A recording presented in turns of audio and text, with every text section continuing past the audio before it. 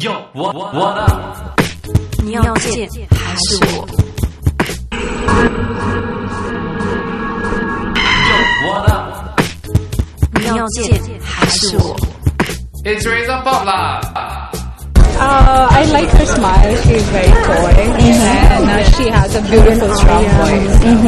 I like her music, and then also because she's now the latest it girl. I love her style. It's a little the old, and a little the new, so it's nice. Who's the biggest fan? So you actually came down just to catch the concert? Yeah, we actually won the competition. We're the only people from Malaysia. There was only one winner. So I won the competition for her because the winner has to be above 18. So the whole family loves the music. So she's quite lucky to attend because there's my husband and the brother at home who couldn't come. Her color of music is a bit different, and her voice, the color of her voice. It's different from the manufactured pop sound. Yeah, I mean it's not Kelly Clarkson. Yeah, which is quite good. Right? Yeah. Okay. I'm fond of her fashion actually. I love her dimple. That's what I like the most. You like her dimples? Yeah. Okay, and her fashion. But she just wears oversized cardigans. In fact, she has described her own fashion as being very mumsy. Do you agree? Not really. I think it's at least simple, but a simple touch of like elegance, you know what I mean? Yeah. Okay. Yeah, I think I like it. I don't really like too flashy. Yeah, too flashy, something like that. Okay. Yeah. Retro is coming back. The kind of music is coming back. It's something new, but old school at the same time, and it's familiar. I find it very jazzy feel, that kind of thing. Yeah, it actually relaxes my mind and all. But it also has this like really emotion. It's like a little bit of emotion I can feel from her. I really like it a lot. I don't like those like those shouting and loud music, painful to the ears. So you don't like Pink? Because Pink shouts a lot. Pink is nice, but it just gets me all tensed up. It's not relaxed. These people are referring to Duffy, who made her first concert appearance in Singapore last night. Before the Straits Times RazorTV headed to the Singapore Indoor Stadium where she performed, we caught her at a press conference where she shared her thoughts on flowers, her songs, and where she'd be at 60.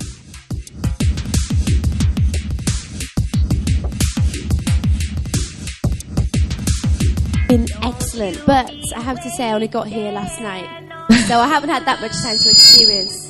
Hello. Wow. This is like a gig. The presence is strong. That's why we hear the force. So yeah, it's been a short stay, and then I have to leave tomorrow morning at 7 a.m. Oh dear. We wish you could spend more time with us. Well, thanks. And I've asked this evening if the hotel can keep the pool open for me, so that I can see Singapore by night. I have no idea. Now sit about her songs, man. I don't know why they would like my music. I don't know why anyone likes my music. Maybe they like it because I like it. I don't know. It's a mystery. Thank you. There's definitely going to be more music. People talk to me about making a second record as though it's like building a house. And I suppose it is in a way, but you don't just resurrect a house, you know. You have to find the bricks and the cement. You have to find out where you're going to put it. So I'm going to take some time, you know. I don't want my music to be built on unsolid ground. So if I have to disappear for a few years, even take a holiday, hey, you know, I'm entitled to a holiday, I think. Maybe I'll come back to Singapore. I don't know. But I think I'm going to take it slowly. That's been my rule from the beginning. I'm 25 now. That's quarter of a century, and it's the first time I'm ever coming to Singapore. So in quarter of a century, if you can imagine, that's a lot of time to wait to release a record. So I think I won't wait another quarter of a century, but I will take some time. So thank you for telling us that, because we're going to be a bit upset not hearing from you for a couple of years, but now we understand. Yeah, and you know, I might do some other things as well. Because you live your life waiting for the moments where you get to sing. You know, I'm waiting for a day I can go in the studio. I'm waiting for that moment where I can go on stage. So I'm kind of living my life always looking forward.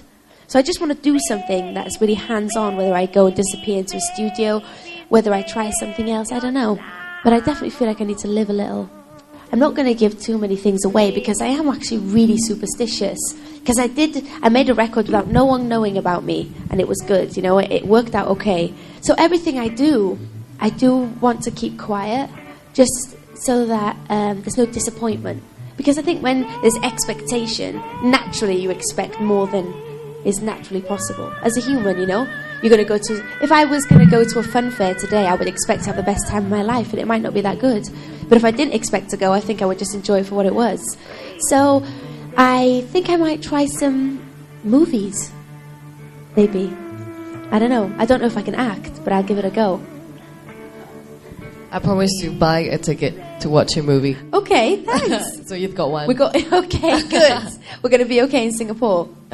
I'm always conscious when I talk about songs, you know, if I drop dead tomorrow, the only thing that will be remembered is my story. But it's not about me, you know. When you write a song, it becomes everybody else's property. When I sing that song on stage, trust me, there's nothing about that feels about me anymore. It's about everyone in that room that feels that they've been through that situation.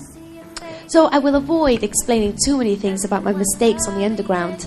But I just think that song is about saying goodbye, finally. You know, the more things I see in life, the more that feels so much like it resonates. Because there's so many things you leave behind every day. Today will never exist again. You know, maybe you'll only have a friend for 5 years in your life and suddenly you have to part. I think end is inevitable, and I really felt that at that point, like it was a closing book. So if you feel that you've related to that, then maybe that song is yours now.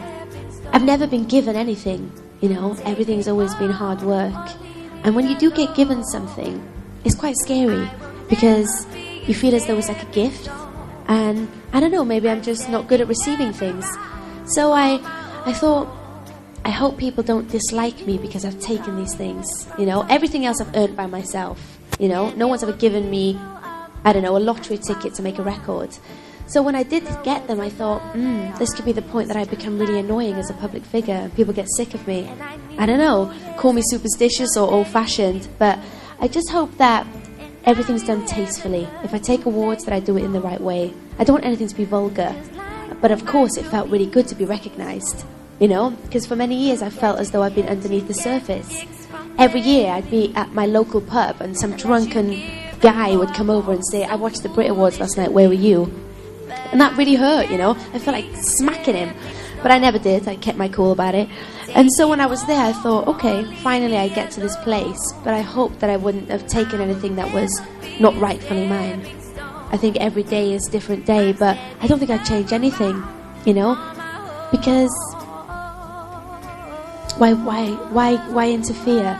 You know, we talk about a lot of philosophical things on the road. You see many different cultures, and it's important that you make mistakes in life.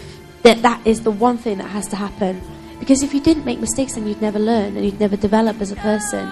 So if I had the opportunity to go back and see myself 10 years ago, I wouldn't interfere, because she did okay. I hopefully will be a mother. Have some dogs, sense of normality, maybe live in Wales. But the most important thing to me is I hope that when I'm like 60, I'm like a sweet old lady, and I walk into a room and like maybe only 3 or 4 people know about me, and it's like, do you know who that lady used to be?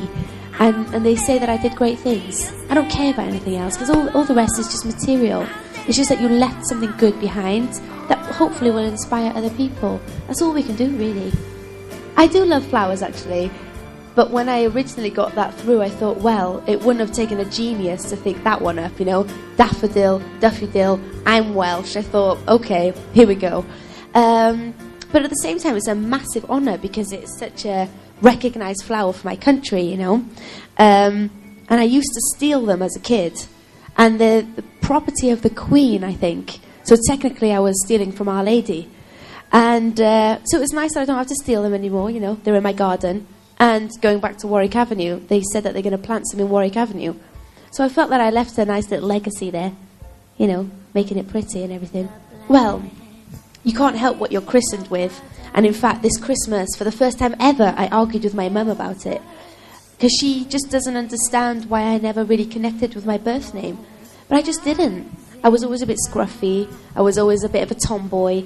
I liked to do things a little bit differently, and I felt that there was 1,000 people with the name Amy. Even as I was a kid, if we'd go on like a school excursion and somebody was misbehaving, there was like 20 Amys. How was I ever going to be singled out for being the one that caused the most trouble? So I just early on kind of latched onto that. I would introduce myself as Duffy when I was younger, and it just stuck, you know. I think inevitably you have what you want in life, and I think I really wanted that. You're the first Duffy I have ever met beyond my own family, so exciting for me at least. Thank you, likewise. Also, I had Scruffy Duffy, all those nicknames thrown at me. Did you have the Scruffy Duffy, etc.? Yeah. Duffy Dill kind of thing? Yeah, but I believe that it completely defined who I was.